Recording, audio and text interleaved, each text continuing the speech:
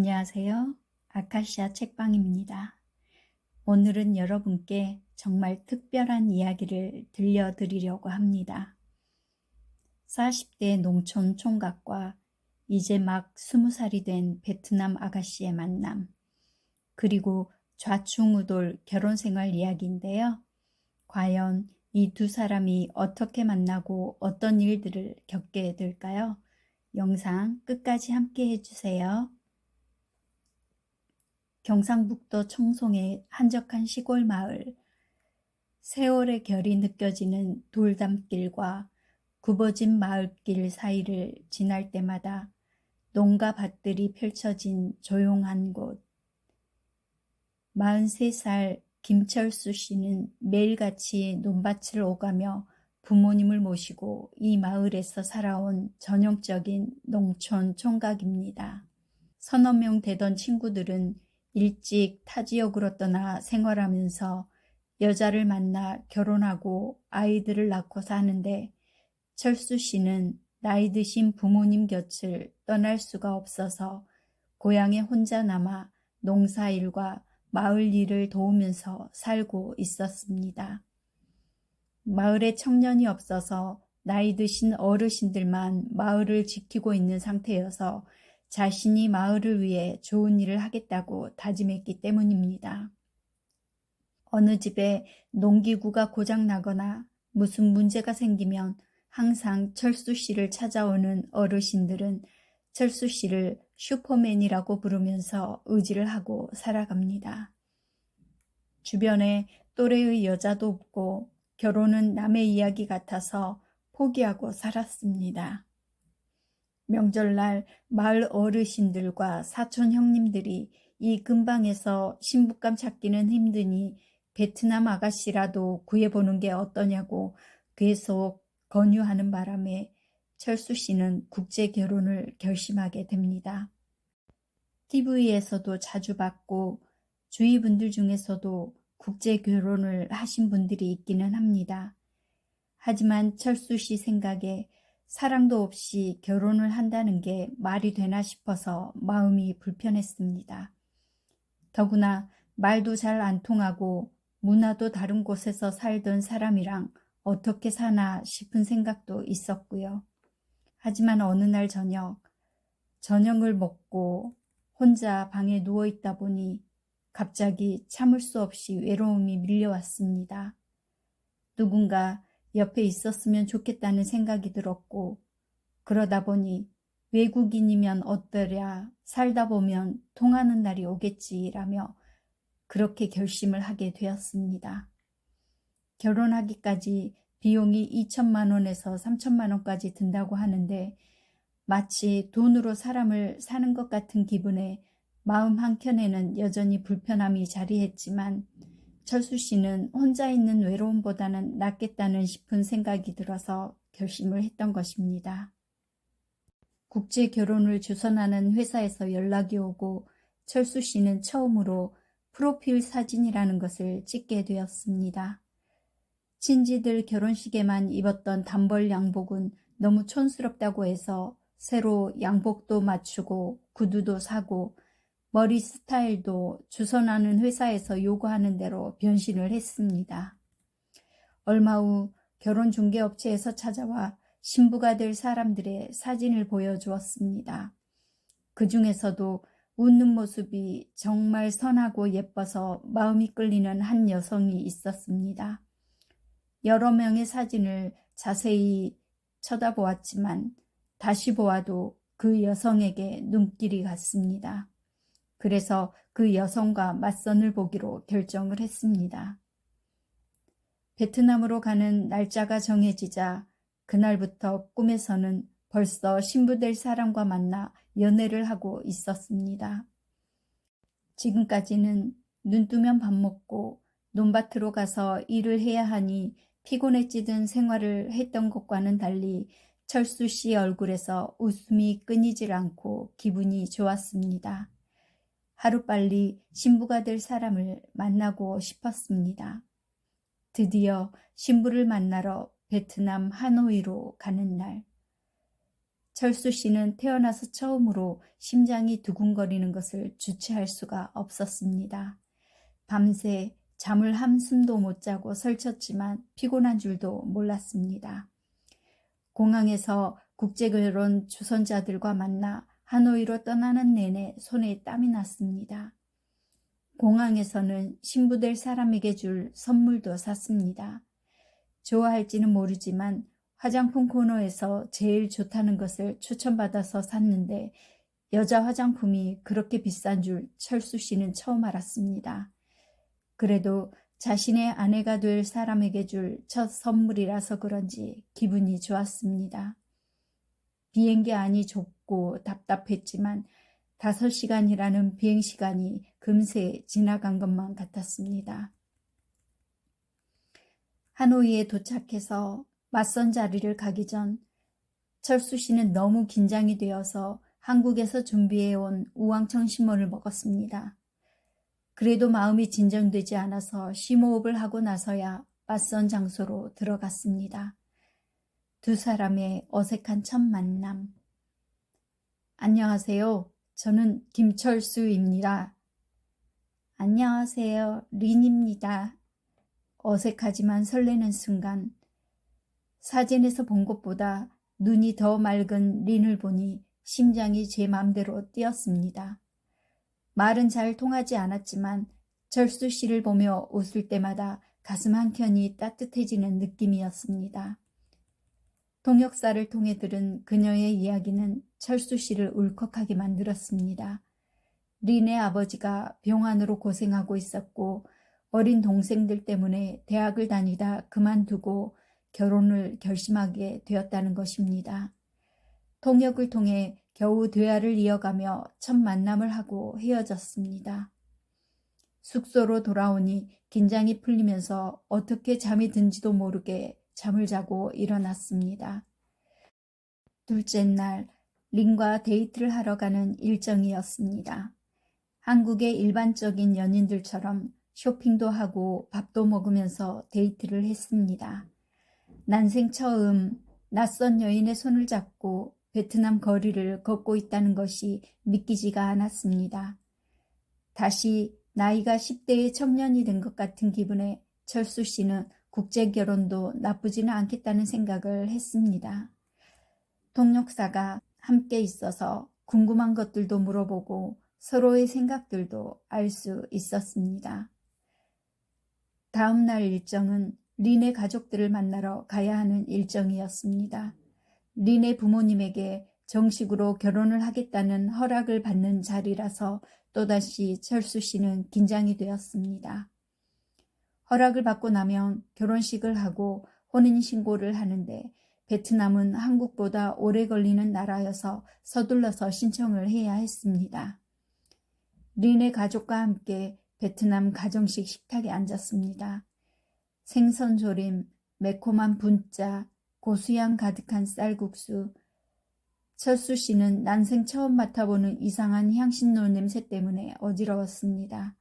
낯선 사람들과 마주하고 있는 상황도 계속 손에 땀이 나게 했고요. 린은 그런 철수 씨를 보면서 미소를 자주 지어주었습니다. 긴장을 잔뜩 하고 있던 철수 씨도 린의 미소를 보면서 이제 아내가 생긴다는 생각에 미소가 지어졌습니다. 린이 한국 사람도 매운 거 잘 먹어요? 라고 묻습니다. 철수 씨는 얼떨결에 저는 매운 고추 엄청 좋아합니다. 라고 큰 소리로 말했다가 린의 가족들이 웃는 통에 창피해서 얼굴이 빨개졌습니다. 베트남 호텔 연회장에서 열린 철수 씨의 결혼식에는 주례도 없고 사회자가 진행하는 베트남식 절차로 결혼식이 진행되었습니다. 신부가 신랑 팔짱을 끼고 입장하면 린의 가족과 친지들이 박수로 맞이해 주었습니다. 철수 씨의 가족은 한 명도 없는데 린의 가족들은 얼마나 많은지 누가 누군지도 모를 정도였습니다. 결혼식은 소박했지만 그렇게 린의 가족들의 축복 속에 치러졌습니다. 첫날 밤. 린과의 첫날 밤을 어떻게 보내야 할지 몰라 철수 씨는 진땀이 났습니다. 말이 안 통하니 손짓 발짓으로 대화를 해야 했습니다. 이렇게 다른데 잘 살아갈 수 있을까? 갑자기 철수 씨는 걱정이 되었습니다. 그래도 옆에 린이 잠들어 있는 모습을 보니 왠지 모르게 마음이 뭉클해졌습니다. 결혼식을 치렀지만 린은 바로 한국에 가지 못했습니다. 철수 씨 혼자만 한국으로 돌아오는데 얼마 되지 않은 짧은 시간이었지만 그래도 결혼식을 치른 아내라서 그런지 마음이 허전했습니다. 린은 결혼식 후에도 베트남에서 몇 달간 한국어와 한국 문화를 배우며 철수 씨와 연락을 이어갔습니다. 한국어 능력 시험을 합격해야 비자가 나오기 때문입니다. 철수 씨를 배웅하며 린의 부모님은 딸을 잘 부탁한다며 철수 씨의 손을 잡았습니다. 철수 씨는 죽는 날까지 사랑하고 열심히 살겠습니다. 라며 큰 소리로 답해 주었습니다. 한국으로 돌아온 후로는 매일 밝고 씩씩한 린과 영상통화를 하게 되었습니다. 철수 씨는 밤에 린과 영상통화를 하게 될 시간만 기다려졌습니다. 린은 오늘 뭐 했어요? 한국 날씨 어때요? 라며 서로의 일상을 공유하고 서로의 꿈을 키워갔습니다. 철수 씨는 린을 기다리고 린은 한국에 대한 기대와 설렘을 키웠습니다. 나이 차이가 23살이나 나고 서로 언어가 달라 알아듣지도 못했지만 번역기로 열심히 번역을 하면서 이야기를 나누자 진심만은 통했습니다. 정식 절차를 마쳐야 하는 기간이 6개월 이상이나 걸렸습니다. 드디어 린이 한국으로 들어오는 날. 철수 씨는 나름 멋지게 꾸미고 공항으로 마중을 나갔습니다. 인천공항에서 다시 만난 두 사람. 철수 씨는 어색하게 웃으며 손을 흔들었는데 린이 활짝 웃으며 오빠라고 하면서 손을 흔들었습니다. 철수 씨는 오빠라는 소리가 너무 어색했지만 웃음이 나왔습니다. 차를 타고 시골집으로 가는 길. 낯선 풍경에 린은 신기한 듯 계속 창밖을 바라봅니다. 린은 베트남어로 쉴 새 없이 철수 씨에게 말을 하는데 철수 씨는 한마디도 알아들을 수가 없었습니다. 그래도 신부를 집으로 데려가고 있다는 사실에 기분이 좋았습니다. 집에 도착해서 부모님께 소개를 하고 동네 어르신들께도 인사를 드렸습니다. 어떤 분들은 애를 데리고 왔네 라며 놀리기도 하셨습니다. 부모님도 너무 어린 린이 걱정이 되는지 어머니는 한숨을 쉬셨습니다. 집을 여기저기 안내를 하듯이 데리고 다녔습니다. 신혼방과 목욕실, 세탁실, 곡물 저장소, 소를 키우는 곳까지 보여주니 린의 표정은 잔뜩 긴장되어 보였습니다. 린은 처음 보는 전기밥솥, 김치 냉장고를 보면서 이거 어떻게? 라고 묻습니다.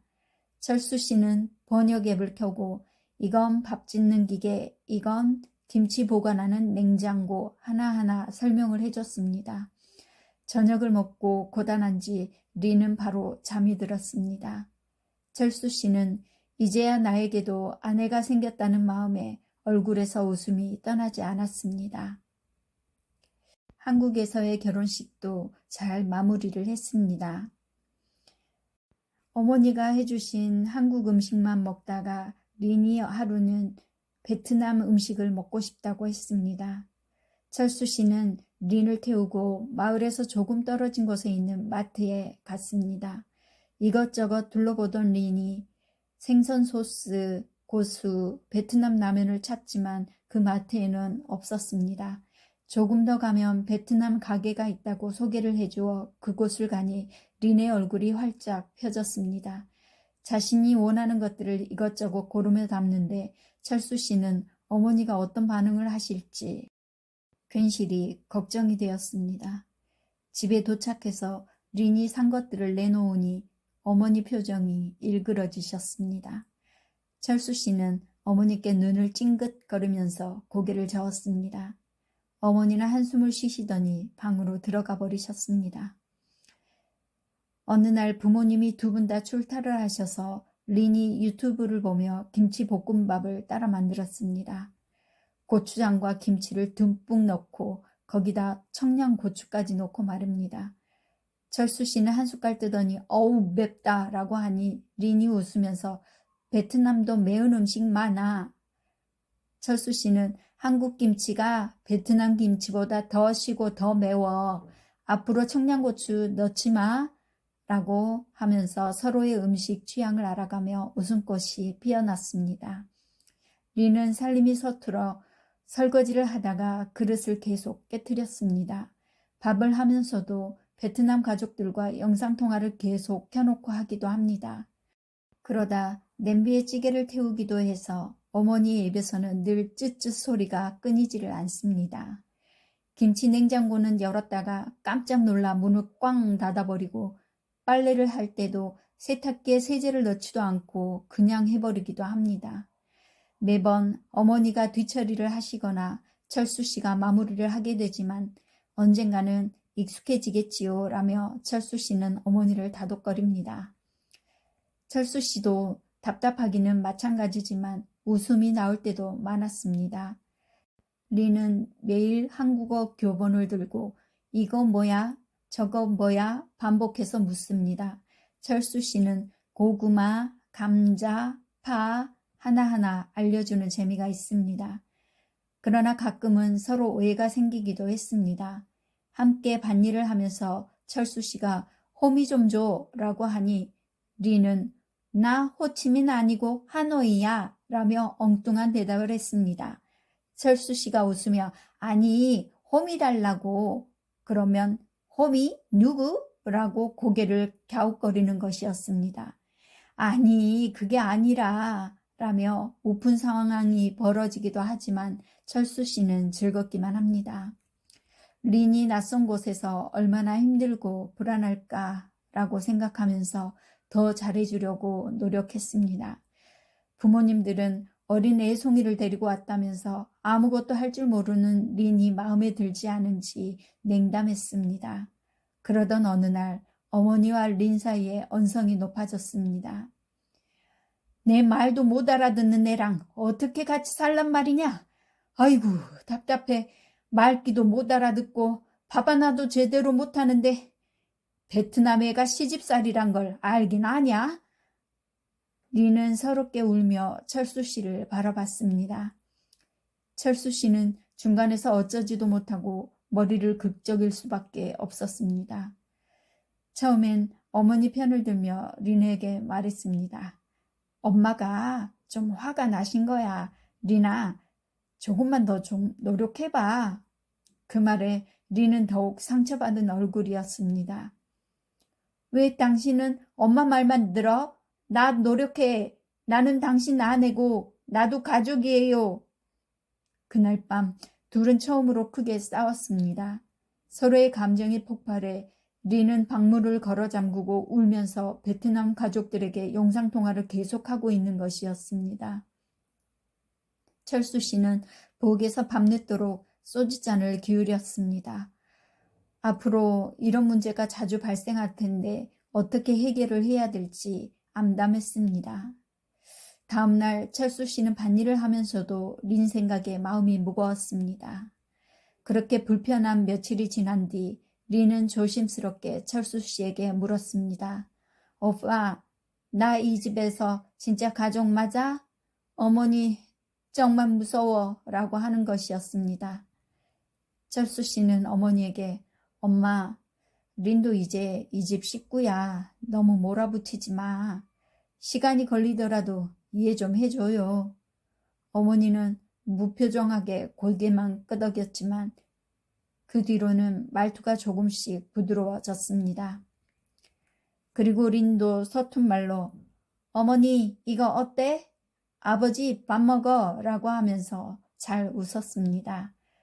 그러던 어느 날 어머니가 감기 기운에 누워 계실 때 린이 된장국을 끓였는데 된장국에 고수잎을 넣은 것이었습니다.